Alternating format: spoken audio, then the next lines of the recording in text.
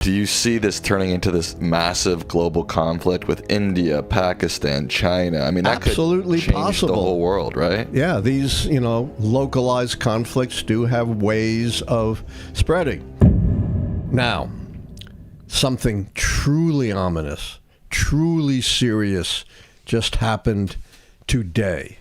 And that is India launched a bombing attack on its neighbor, Pakistan.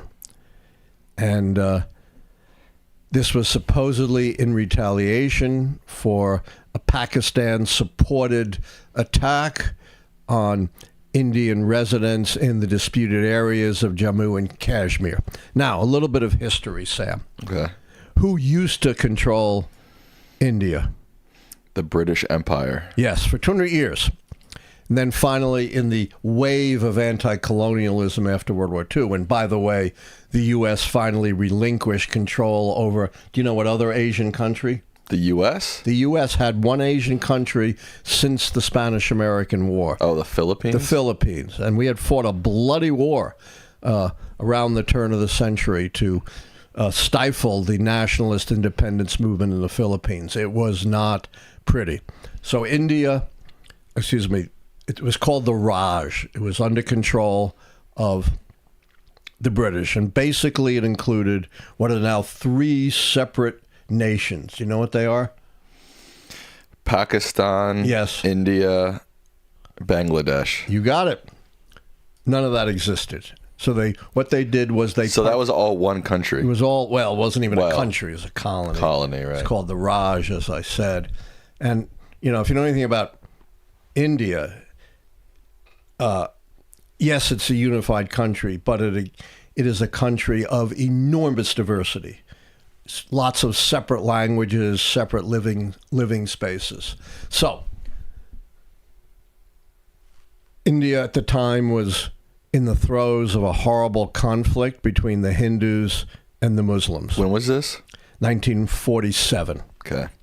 And so, just like they partitioned other parts of the world, the British partitioned the Raj, partitioned it between India and Pakistan.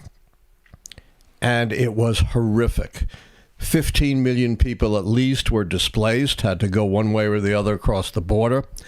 There were anywhere between hundreds of thousands and maybe 1 million deaths in the violence that followed the partition.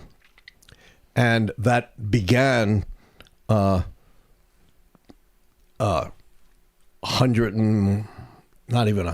70 years of bitter conflict between India and Pakistan that a number of times resulted in open warfare, including, people are not aware of this, there was a major war between India and Pakistan in 1971. And that war, which Pakistan then surrendered, resulted in another partition. That was the partition of East and West Pakistan, with East Pakistan becoming the nation of Bangladesh, which, by the way, is now the 8th most populous country in the world, with about 171 million persons. I believe Pakistan is the 5th, with something like 270 some odd million people. And of course, India is the 1st with about 1.4 million. So you put the 3 countries together, packed into that region, and you have about 2 billion people. That's a lot of people. That is a lot of people. And the conflict between India and Pakistan is particularly perilous because, as you know, what do they both possess? Nukes. Nuclear weapons. And the conflict is now boiling over.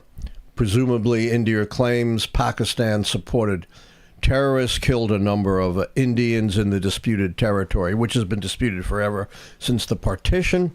And in return, India launched, I believe today, extensive bombing attacks on Pakistani targets, claiming, of course, as they always do, we only targeted terrorists. We never targeted innocent civilians. And so who knows, if this could erupt into another full-scale war like in 1971, this time with both nations armed with nuclear weapons.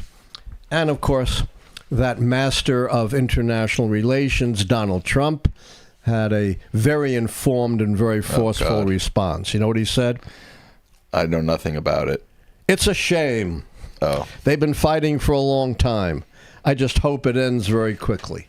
And by God, if this becomes a national security issue for the United States, which it could, these regional wars could spread. And certainly when you're talking about 2 million people crammed into this area, it could have implications worldwide. And who's in charge of our defense and national security? Hegseth. Good luck with that. This is very, very scary. China is also in the region. Not exactly. They're pretty far away. This is Central Asia, China, of course, but they're not far. No, they're there. They're virtually on the border. That's what I'm saying. They're on the border of India. They're very close. Do you see this turning into this massive global conflict with India, Pakistan, China? I mean, that absolutely could change possible. The whole world, right? Yeah, these, localized conflicts do have ways of spreading. Remember, the first blow that led to World War II was very limited. It was Hitler, after being appeased by Prime Minister Chamberlain, taking over the Sudetenland in Czechoslovakia, and that eventually blossomed into World War II in Europe. I think China actually has some territory in the Kashmir region. I know China and in Kashmir? I don't think so. I'm going to school the professor. China controls roughly 37,000 square kilometers of Kashmir. Primarily in the Aksai Chin region. This territory is a disputed area, with India also claiming. Yeah, I knew they had a border dispute. I wasn't aware it was in Kashmir. You're got right. You got me. Didn't I say I'm open to corrections? Yes, I'm not an you are. expert on this. But yes, China could get involved, and if China gets involved, all bets are off. So you're pretty concerned about this. I'm very concerned about this for a number of reasons. One, because these conflicts have been going on now, as I said, forever.